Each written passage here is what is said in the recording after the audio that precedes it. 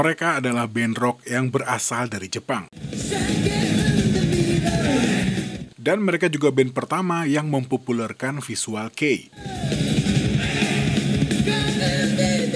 Namun, cerita mereka tidak selalu tentang kesuksesan. Ada banyak kisah pahit di balik perjalanan mereka. Lagu-lagu mereka juga memiliki makna yang sangat dalam. Apakah semua ini berkaitan dengan pemikiran Yoshiki tentang kematian? Mari kita mulai video ini. We always wanted to go overseas. Musical idol in Japan. He played both piano and trumpet and drums, and I think there was nothing he couldn't do. I remember I asked my mother when I was really young, who am I? What is human? Pada tanggal 20 November tahun 1965, Hayashi Yoshiki lahir di Tateyama City. Dia merupakan anak pertama dari orang tua yang juga berkecimpung di dunia seni.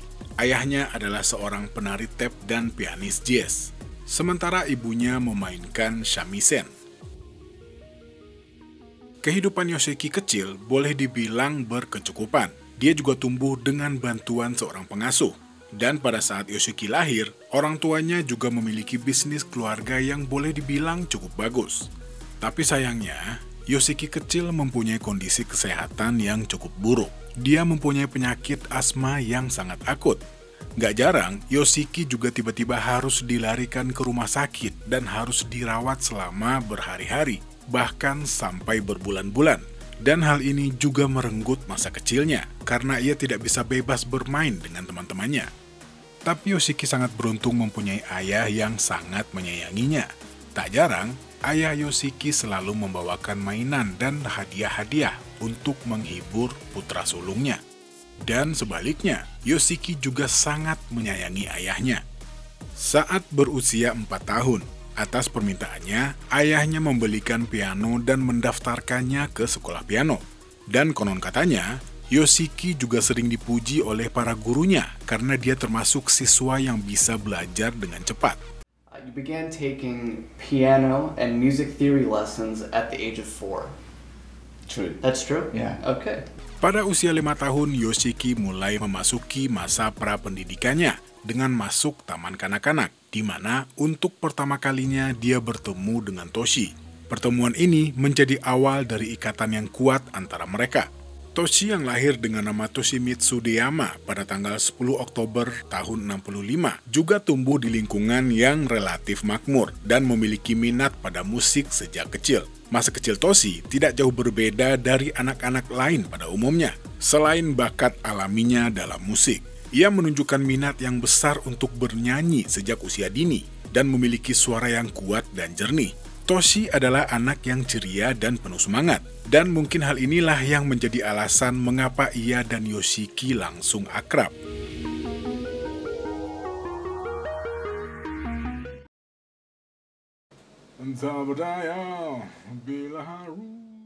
Perjalanan musik mereka bermula di saat mereka membuat sebuah band yang bernama Dynamite, dan pada saat itu mereka baru saja berumur 11 tahun. Tapi setelahnya, band ini berubah nama menjadi Noise di saat mereka duduk di bangku SMA. Dan di masa-masa ini, Toshi memainkan gitar. Ya, jadi Toshi belum nyanyi ya, karena mereka waktu itu mempunyai seorang vokalis yang bernama Kurata. Dan di sekitaran waktu ini, Noise masih jadi band cover. Mereka juga sering ngebawain lagu Deep Purple sama Iron Maiden katanya. Tapi sayangnya, band ini nggak bertahan lama. Mereka membubarkan diri pada tahun 82. Dan setelahnya, Yoshiki dan Toshi kembali membentuk sebuah band yang mereka beri nama X. Ya, cuman saya nggak nemu nih, X ini mereka ambil dari mana. Katanya lagi, mereka sempat mencoba untuk memakai nama lain. Tapi ya sepertinya X lebih simple. Dan di waktu-waktu ini, personil band ini belum ada yang tetap, alias gonta-ganti. Ya, mereka sambil jalan sambil nyari personil yang cocok. Karena kesulitan untuk mencari vokalis, akhirnya Yoshiki meminta para personil band untuk bernyanyi. Dan udah bisa ditebak ya, akhirnya Toshi yang awalnya bermain gitar diminta untuk bernyanyi oleh Yoshiki. Ya, dan sama teman-teman bandnya yang lain pastinya. ドラムが、今の時点でねまだ叩ける状況ではないと思うんですけども、それに向けて今体力作りというかリハビリ。 Singkat cerita, setelah lulus SMA, Yoshiki, Toshi, dan Terry meninggalkan Tateyama dan pindah ke Tokyo untuk mengejar mimpi mereka di dunia rock. Pada akhir Maret tahun 84, Yoshiki berangkat lebih dulu ke Tokyo dan menetap di sebuah apartemen mewah di Ekoda yang dibeli berkat bantuan ibunya. Walaupun ibunya rutin mengirimkannya 500.000 yen setiap bulan untuk biaya hidup, tapi Yoshiki tetap memutuskan untuk bekerja paruh waktu sebagai pelayan kafe di sebuah kafe di Shibuya dengan upah 500 yen per jam. Ya, berapa tuh? Dan singkat cerita lagi, setelah semua berkumpul, tugas mereka selanjutnya adalah mencari tempat untuk tampil dan mempromosikan band mereka. Tapi ya namanya juga pendatang baru ya, mereka nggak tahu harus mulai dari mana. Dan sudah bisa dipastikan mereka juga nggak punya kenalan apalagi teman. Bahkan Yoshiki sampai harus membeli majalah informasi lokal dan mulai mencari tempat pertunjukan. Dia mendatangi satu persatu tempat tersebut, memperkenalkan diri dan meminta kesempatan untuk tampil. Dan sudah bisa dipastikan usaha ini sia-sia, sampai akhirnya salah seorang pemilik tempat mengatakan kalau mereka harus membawa demo jika ingin dipertimbangkan untuk bisa main di tempat-tempat tersebut. Dan hal inilah yang memicu Yoshiki untuk segera merekam album demo. Di satu sisi, karena dirasa belum komplit, mereka mengiklankan pencarian anggota baru di majalah musik. Singkat cerita, audisi pun dimulai. Tapi para gitaris dan basis yang datang malah lebih berpengalaman dari mereka. Dan gak jarang, para basis dan gitaris ini malah meremehkan penampilan mereka. Dan setelah beberapa hari tanpa hasil, akhirnya Yoshiki memutuskan untuk mencari sendiri sisa anggota bandnya. Pada saat itulah, ia bertemu kembali dengan Atsushi Takuo, seorang seniornya dari SMA, yang ternyata juga ingin menjadi musisi profesional. Dan setelahnya, Atsushi pun direkrut sebagai basis untuk X. Sebenarnya Yoshiki sangat menginginkan mempunyai 2 pemain gitar untuk band ini. Tapi sambil menunggu momen ini, X yang saat itu terdiri dari Yoshiki, Toshi, Atsushi, dan Terry mulai mempersiapkan diri untuk merekam demo mereka. Yoshiki sendiri yang mengatur lagu-lagunya, mulai dari menulis notasi vokal untuk Toshi dan notasi untuk instrumen lain, tanpa kena lelah, walaupun harus begadang semalaman untuk menyelesaikan pekerjaan rumah ini. Dan gak lama setelahnya, X pun mendapatkan kesempatan tampil di sebuah audisi di dekat Dogenzaka, Shibuya. Ya, namanya juga manggung pertama. Walaupun waktu itu hanya sedikit yang nonton dan panggungnya juga kecil, mereka merasa senang bisa tampil untuk pertama kalinya.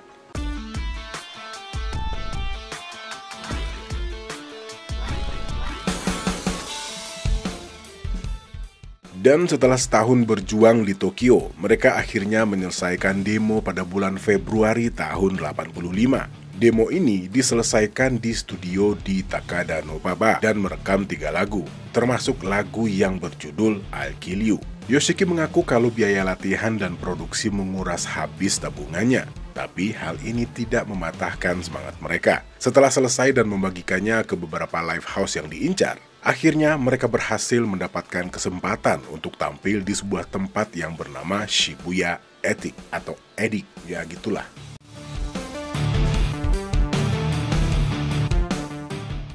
Pada waktu itu, Live House sendiri punya persyaratan khusus bagi band-band baru yang ingin mencoba tampil di tempat mereka. Di samping performance yang harus bagus, mereka juga harus membawa banyak penonton. Dan Yoshiki yang sangat ingin menarik banyak penonton, sengaja menghubungi teman-teman SMA-nya di Tateyama dan meminta mereka untuk datang dan menonton penampilannya. Hasilnya, Shibuya Attic penuh sesak dengan lebih dari 200 mahasiswa. Dan pastinya, kejadian ini langsung jadi buah bibir di antara para staf Live House, karena jarang ada band baru yang bisa membuat penuh tempat tersebut pada penampilan pertama mereka.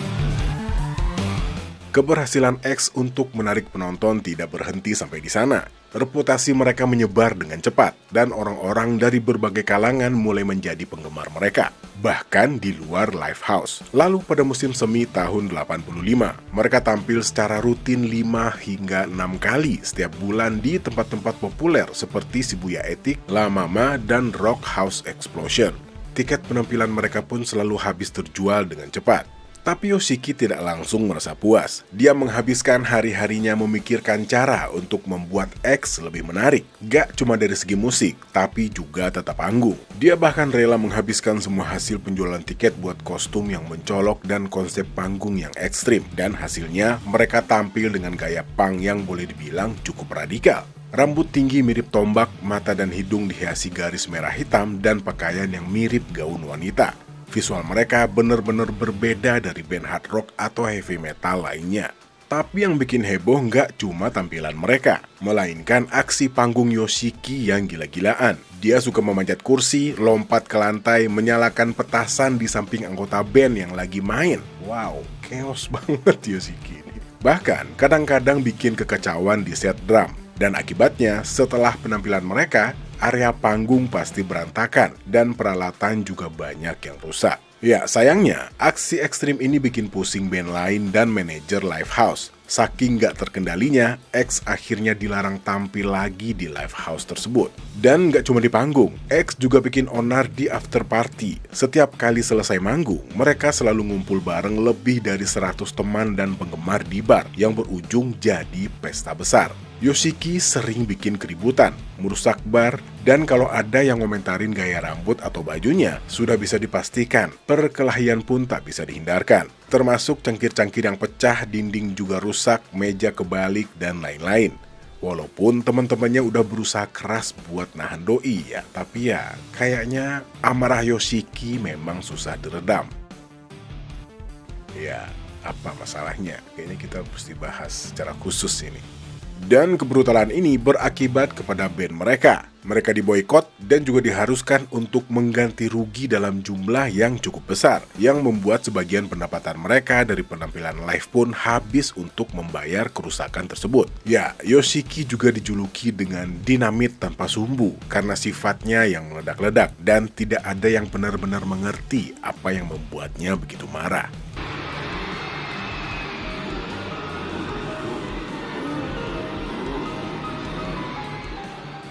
Di satu sisi, X mulai meraih sukses dengan cepat.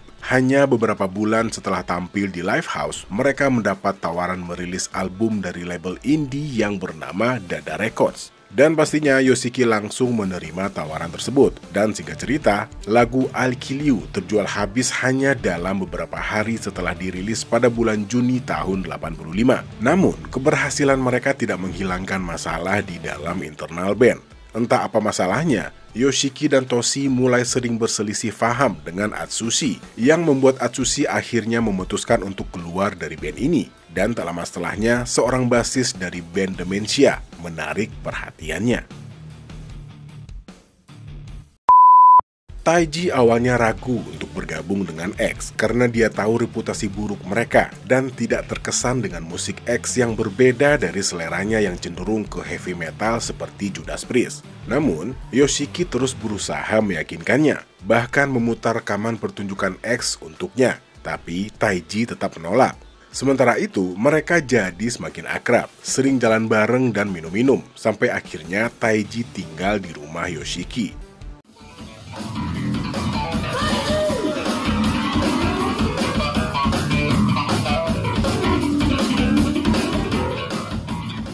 Hingga suatu hari, Taiji memberikan satu syarat jika Yoshiki ingin dia bergabung dengan X. Ganti gitarisnya, baru aku masuk. Aku nggak mau main bareng Terry. Kalau kamu rekrut gitaris yang aku pilih, aku akan bergabung, katanya. Walaupun Yoshiki sempat ragu, tapi karena butuh basis dan tertarik dengan kepribadian Taiji, dia pun setuju. Singkatnya, Taiji lalu membawa Yoshimu Yoshida alias Heli sebagai gitaris baru mereka. Dan dengan berat hati, Yoshiki akhirnya melepaskan Terry. Tapi keinginannya buat punya dua gitaris belum terpenuhi. Yoshiki juga ingin menambahkan Pata sebagai gitaris kedua. Pata, yang sebelumnya adalah leader di band Black Rose dan Judy, sedang bekerja paruh waktu di toko penyewaan video setelah bandnya bubar. Walaupun gak berminat buat bergabung, Yoshiki dulunya juga pernah jadi drummer di band Judy waktu Pata jadi leadernya. Dan kali ini Yoshiki ingin kembali mengajak Pata sebagai gitarisnya, dan Pata pun langsung setuju. Pada musim panas tahun 85, Yoshiki yang semakin radikal menampilkan versi baru dari lagu Kurenai di atas panggung.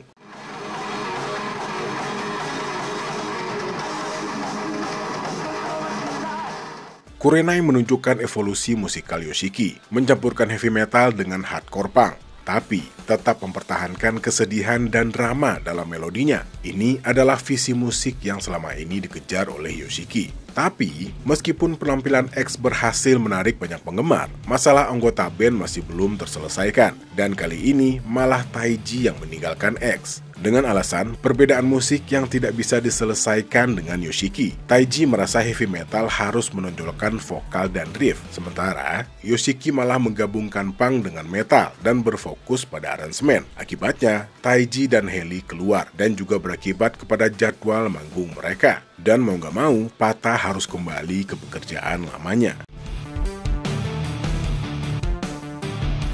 Di tempat lain, Yoshiki yang menyesali keputusannya memecat Terry kembali meminta Terry untuk bergabung. Tapi sayangnya ya ditolak. Dan setelahnya, pencarian anggota baru pun dimulai dengan audisi. Tapi sekali lagi hal ini mendapat hambatan. Banyak yang keluar setelah mencoba. Alasannya mereka nggak kuat dengan intensitas latihan yang diterapkan Yoshiki setiap hari. Tapi Yoshiki nggak kehabisan akal. Dia memutuskan untuk merilis album indie dari band ini. Yoshiki yakin bahwa hal itu akan berdampak besar bagi mereka. Sama halnya dengan pengalaman pertama saat X tampil di live house, Yoshiki juga tidak memiliki gambaran tentang bagaimana cara membuat album, yang membuatnya memutuskan untuk mempelajari proses ini dari nol, dimulai dengan mengunjungi pabrik yang memproduksi piringan hitam, sampai mendatangi pabrik percetakan dan studio foto, plus mencari informasi tentang desain dan ilustrasi, termasuk mencatat daftar toko-toko indie di seluruh daerah. Singkat cerita, Yoshiki menggunakan nama Ecstasy Records untuk label barunya. Saat itu, Yoshiki baru berusia 19 tahun. Dengan bantuan dan nasihat dari ibunya, Yoshiki mulai menjalankan fungsi manajemen hingga promosi dan sekaligus menjabat sebagai direktur. Di satu sisi, karena X belum mempunyai gitaris dan pemain bass, Yoshiki mempercayakan pekerjaan ini kepada seorang gitaris bernama Jun dan basis yang bernama Hikaru. Dan pada bulan April tahun 86, single X yang berjudul Orgasm pun dirilis. Pada saat itu, hal ini dianggap sebagai terobosan. Sebuah band indie yang selama ini hanya bermain di kafe, tiba-tiba menerbitkan karyanya sendiri adalah terobosan yang luar biasa. Dan gak hanya sampai di sana, ratusan ribu yen dari kantong pribadinya pun melayang untuk biaya iklan di majalah. Tapi buat Yoshiki ini belum cukup. Setelah membuat kenalan dan fans selama mereka terkesima, Yoshiki juga meningkatkan reputasinya dengan muncul di panggung program variety show dengan rating yang cukup tinggi. Dan setelahnya, popularitas X semakin menjadi-jadi. Setiap pertunjukan mereka penuh sesak, dan Yoshiki semakin brutal dan liar menunjukkan jati dirinya. Dan untuk lebih memperbesar gaung X, Yoshiki menjadwalkan tur di distrik Tokyo, Nagoya, dan Hanshin. Tapi, sekali lagi internal band belum sempurna. Jun dan Hikaru punya masalah dengan gaya bermusik Yoshiki. Mereka bahkan dengan sengaja mengatakan kepada para fans kalau mereka tidak menyukai musik Yoshiki. Dan suatu saat mereka akan memiliki band sendiri. Dan bisa dipastikan setelah tur selesai, keduanya pun pamit dari X. Di akhir tahun 86, Yoshiki kembali memulai pencarian personil baru. Dan untuk posisi bass, nama Taiji masih melekat di kepalanya. Taiji yang dulu sempat mundur dikarenakan permasalahan gaya kreativitas dengan Yoshiki, kali ini entah dengan alasan apa tidak berpikir panjang untuk mengiyakan tawaran ini. Serta nggak lupa mengajak seorang gitaris yang bernama Yesaya alias Isao. Ya buat nama Isao ini saya masih bingung ya, atau ada informasi dari teman-teman?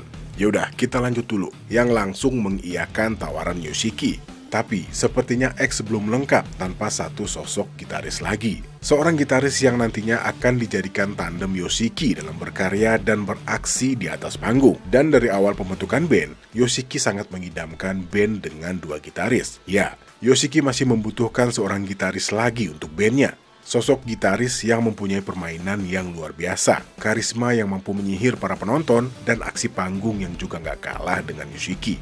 Dan terdapat satu nama gitaris yang sering jadi bahan perbincangan karena skill dan aksi panggungnya. Seorang gitaris yang saat itu tergabung dengan sebuah band yang bernama Silver Tiger. Tapi masalahnya, Hyde nggak cuma bergabung di Silver Tiger. tapi dia juga adalah leader dari band tersebut. Dan pastinya, ngajak Hyde bukan perkara yang gampang. Apalagi pada waktu itu, Silver Tiger punya lumayan banyak penggemar. Tapi ya namanya Yoshiki, gak kehilangan akal. Alih-alih langsung mengajak Hyde untuk bergabung dengan X, Yoshiki terlebih dahulu memupuk rasa pertemanan terlebih dahulu. Cerita bergabungnya Hyde dengan X ini lumayan drama ya. Mulai dari saling mengunjungi live performance masing-masing, sampai Yoshiki yang hampir terlibat scene baku hantam dengan para personil Silver Tiger.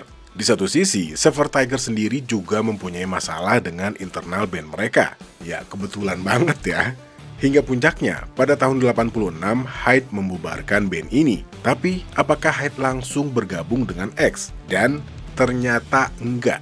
Walaupun sempat menelpon Yoshiki pada saat bandnya bubar, tapi Hyde punya rencana lain. Karena dia mempunyai sertifikat di bidang penata rambut, Hyde ingin mencoba jalan baru sebagai hairstylist. Dan Yoshiki menghargai keputusan dan keinginan Hyde. Tapi hal ini juga nggak bertahan lama. Hanya dalam beberapa hari, Hyde langsung kembali menghubungi Yoshiki dan menyampaikan keinginannya untuk mengunjungi dan melihat aktivitas X di studio. Dan setelah pertemuan yang juga cukup drama, akhirnya Hyde mengajukan diri sebagai gitaris baru mereka. Dan pastinya kabar baik ini langsung diterima dengan sukacita oleh para personil X, terutama Yoshiki. Dan pada tahun tersebut, Hyde resmi bergabung dengan X. Finally, lengkaplah formasi mereka. Tapi, sepertinya keberuntungan belum berpihak kepada band ini. Karena tidak lama setelahnya, Isao mengalami kecelakaan. Dan mau gak mau, kegiatan X harus terhenti. Dan karena melihat kondisi Isao yang sepertinya tidak mungkin untuk melanjutkan aktivitasnya bersama X, Yoshiki dan Hyde yang sama-sama menginginkan gitaris kedua akhirnya memutuskan untuk mengajak seorang gitaris lagi. Ya, bisa ditebak siapa? Ya, Pata kembali bergabung dengan mereka. Dan Pata yang memang selama ini selalu ngebantu band ini langsung mengiyakan tawaran tersebut.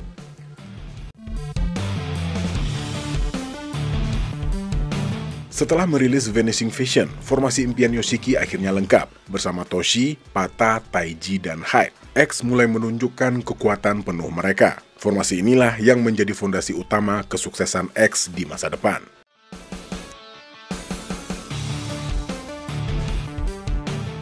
Pada tanggal 26 Desember tahun 87, band ini berpartisipasi dalam sebuah audisi yang diadakan oleh CBS, garis miring Sony, yang berujung pada kontrak rekaman pada bulan Agustus di tahun berikutnya.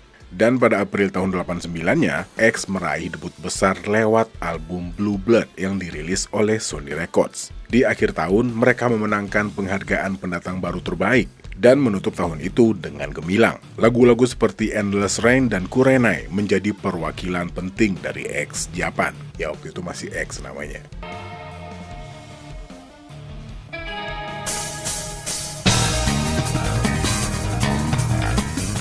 Pada bulan Juli tahun 91, album kedua mereka yang berjudul Jealousy dirilis. Album ini menampilkan peningkatan kualitas suara yang signifikan karena album ini direkam di LA di tempat Metallica merekam Black Album. Jika Blue Blood didominasi warna musik Yoshiki, maka Jealousy terasa sebagai perpaduan warna dari masing-masing anggotanya. Awalnya, album ini direncanakan sebagai 2 CD, termasuk lagu yang berdurasi 30 menit yang berjudul Art of Life. Namun, karena masalah kesehatan Yoshiki dan Toshi, serta evaluasi kinerja dari label rekaman, akhirnya hanya 1 CD yang dirilis. Meskipun banyak band besar seperti Radiohead, Guns N' Roses, dan Metallica pernah gagal dengan rencana album ganda, tapi Yoshiki tetap bersikeras hingga akhirnya harus menyerah atas desakan pihak label. Ya intinya, album ganda mereka gagal dirilis. Pada tanggal 5, 6, dan 7 Januari tahun 92, X menggelar konser bersejarah selama 3 hari di Tokyo Dome, tempat yang saat itu dianggap hanya layak untuk bintang internasional seperti Rolling Stones atau Michael Jackson, karena kapasitasnya yang bisa menampung 40.000 hingga 50.000 orang. Hingga kini, hanya penyanyi besar yang bisa tampil 3 hari berturut-turut di Tokyo Dome.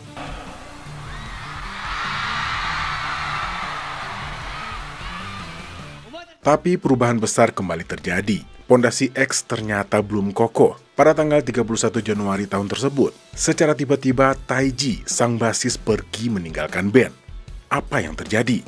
Ya, walaupun Yoshiki mengakui hubungannya dengan Taiji kadang memanas, tapi kepergian Taiji masih meninggalkan pertanyaan besar sampai saat ini. Dan perbedaan musik akhirnya digunakan sebagai alasan kuat kenapa Taiji keluar dari X. Namun, dalam autobiografinya, Taiji mengatakan hal yang lebih spesifik. Dia diminta keluar setelah menantang Yoshiki mengenai perbedaan pendapatan yang cukup besar di antara mereka. Ya, pastinya konflik ini membuka sisi lain dari band yang selama ini tampak solid. Katanya, menurut cerita Yoshiki ya, pada saat pemecatan Taiji, dia janjian sama Taiji di sebuah kafe. Dan setelah mecat Yoshiki, mereka sempat berantem loh. Terus di beberapa wawancara, setiap Yoshiki ditanya apa alasannya memecat Taiji, Yoshiki nggak mau jawab. Dia cuma diem, ya kadang-kadang dia cuma diem, terus ya saya nggak bisa jawab, katanya gitu.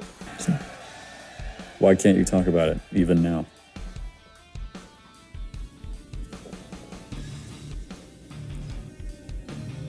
Can't. It's Dan saking penasarannya, saya sempat ngubek-ngubek forum-forum fans X Japan ini. Dan mereka juga nggak ada yang tahu sama sekali. Ya biasanya kan ada bocoran-bocoran nih. Spekulasinya seputaran kalau nggak obat-obatan terlarang, kalau nggak masalah yang lebih personal lah. Atau teman-teman ada yang tahu informasinya, silakan cantumkan di kolom komentar. Dan kepergian Taiji kali ini boleh dibilang cukup serius ya.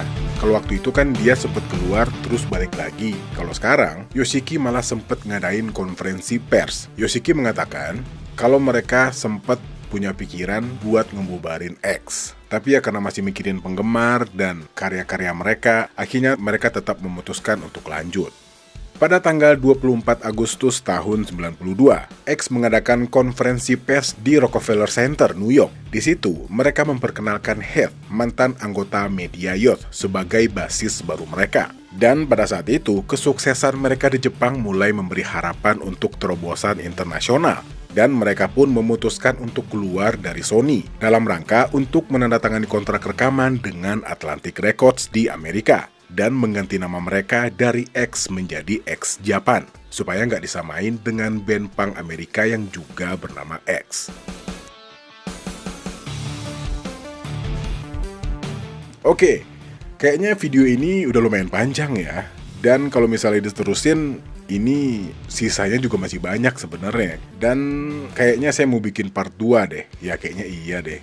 Ya udah, kalau misalnya video ini rame, kita lanjutin ke part 2-nya. Terima kasih buat teman-teman yang udah pada nonton. Saya Al pamit. Assalamualaikum warahmatullahi wabarakatuh.